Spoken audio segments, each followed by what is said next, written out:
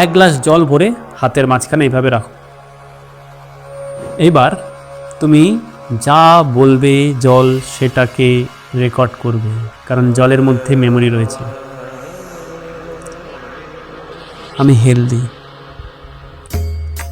আমি রিচ, আমার কাছে এই পরিমাণ অর্থ রয়েছে, আমি হ্যাপি, আমি সুন্দর, আমি লাভলি,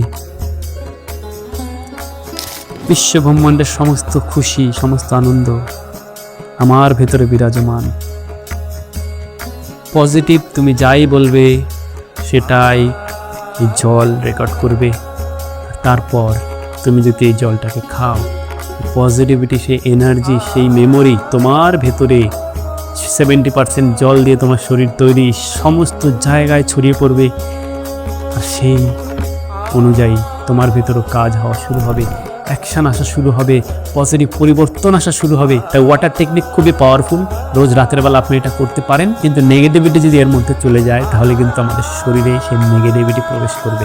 তাই ধ্যান রাখবেন, শুধুমাত্র গ্লাসের জন্য নয়, যখনই জল খাচ্ছেন না কেন, কি বলছেন, আপনি কি রাগের মুহূর্তে আছেন, কোন মুডে আছেন সেটাকে লক্ষ্য রাখবেন।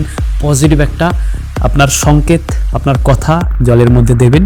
I love you, I am happy, I am rich, কিছু একটা বলে জলটাকে পান করুন।